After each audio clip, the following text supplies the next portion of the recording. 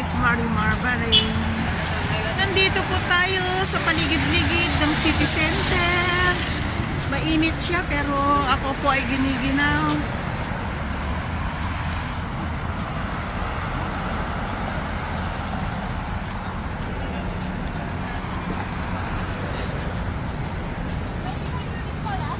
Ha? Ay, nahulog sombrero ko.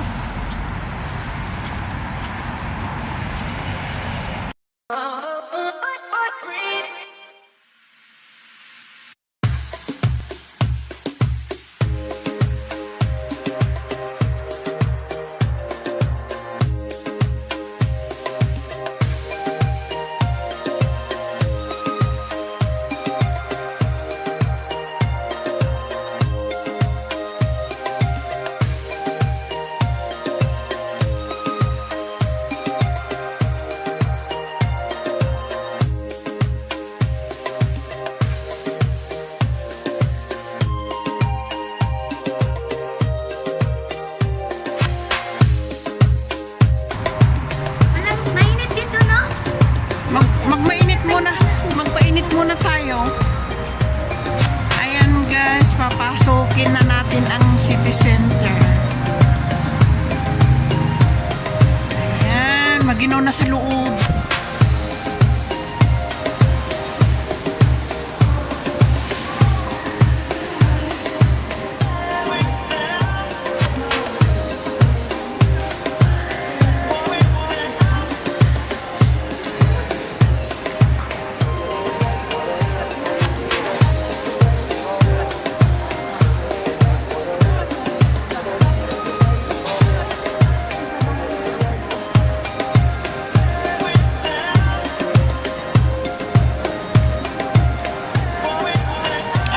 Sa taas?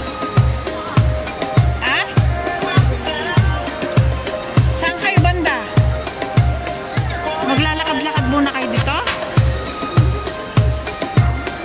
Be!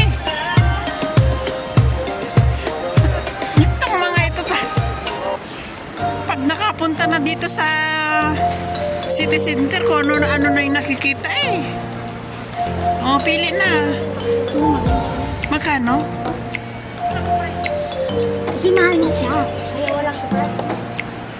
Mag-testing lang.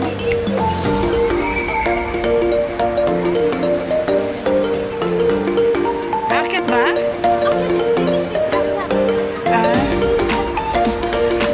Dito muna kayo sakyan?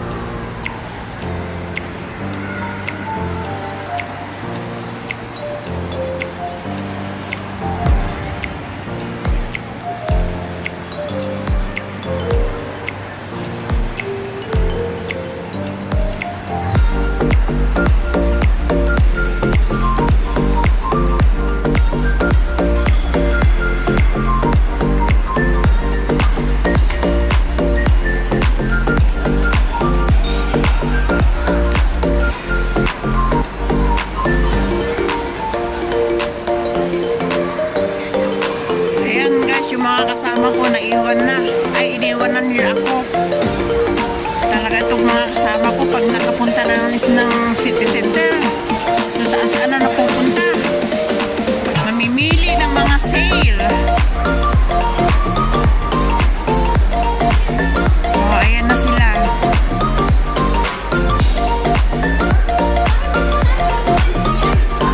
Alin? Oo. Punta muna ako? Sige. Oo. Oo.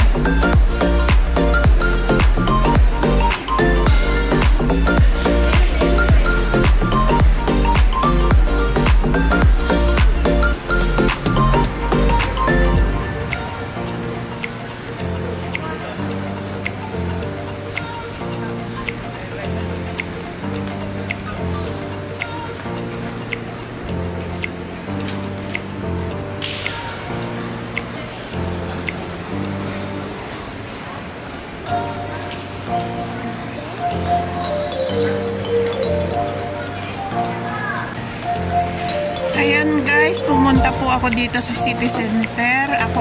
Talagang ako lang sana, pero itong mga kaibigan ko sumama sa akin. Ang sadya ko po dito ay talagang magbabayad lang ako ng aking SIM card sa internet ko kasi na-terminated na siya. Kasi kung di ko siya babayaran, ilalagay nila sa legal case. Kaya kailangan kong bayaran siya ngayon guys. At ikakancel ko ang aking SIM card kasi meron naman akong ginagamit na ibang internet din, pero STC din siya. So, see you guys in my vlog.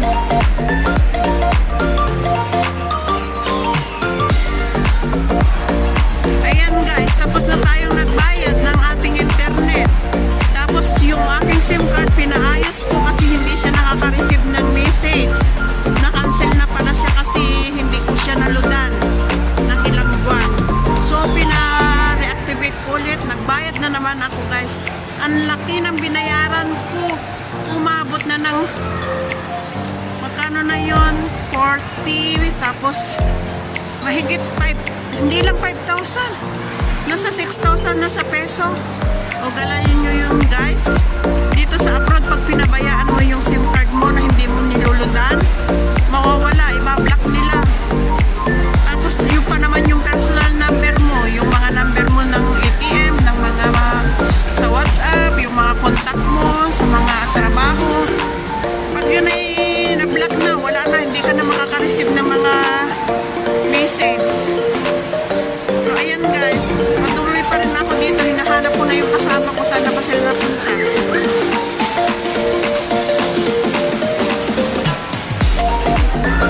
So ayan guys, bumaba ako ng escalator, ng elevator. Hinahanap ko yung mga babae kung saan sila pumunta.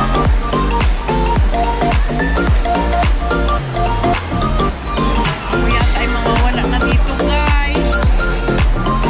Saan na ba ang Carrefour? Nasa Max daw sila eh. Puntahan natin. Namimili ng mga sale.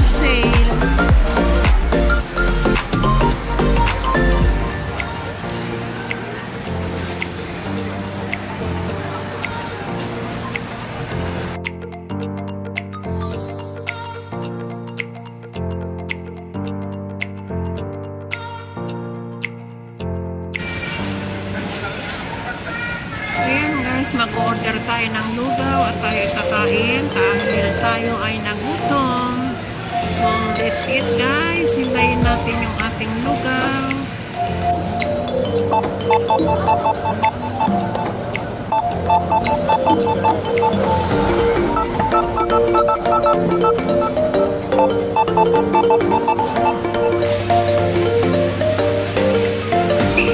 So ayan guys, pagkatapos natin kumain, tayo ay dadako dito sa may gulayan para tayo ay merong pang-ulam sa pang-araw-araw na babaunin natin sa ating trabaho.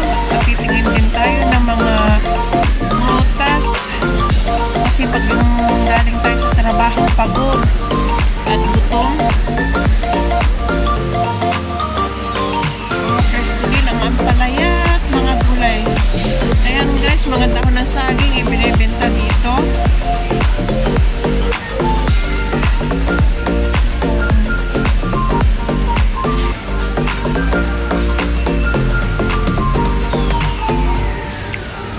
Parang nakuha na kasi ako pag yung bili ako ng bili ng gulay, pero pag pagod ako, tinatamad ako magluto.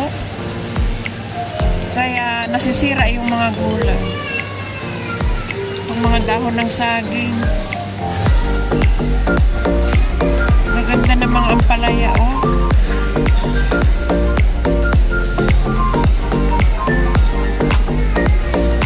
Tapos lagyan ng ilagay sa munggo. O kaya lagyan ng itlog. Tama na itong dalawa sa akin kasi mahirap pagbili ng bili. Nasisira.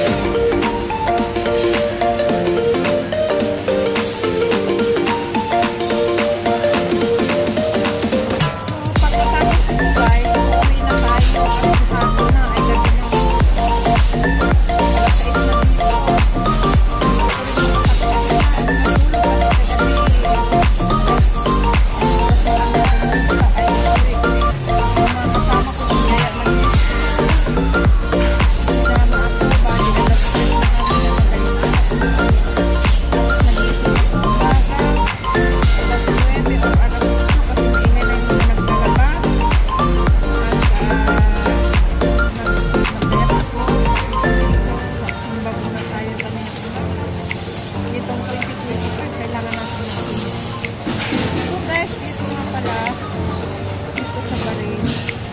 Yung samsamping, kung alam ko, alam niyo yung samsamping ito. Binitinta nila dito itong samsamping. Sa amin ito, nandun lang sa may taniman ng mais. So guys, ito, magbuwan na tayo. Kailangan na natin na gayak-gayak, pag-uwi-uwi na tayo. Malayo pang ating uuwian. Sasakay pa tayo ng bus. So ayan guys, titingin tayo ng prutas pero itong ganito na lang bibilhin ko para kunti lang. Pero kailangan natin kurutin doon kasi yung tubig. Ayaw ko nga na uwi yan na may tubig. Bahala sila.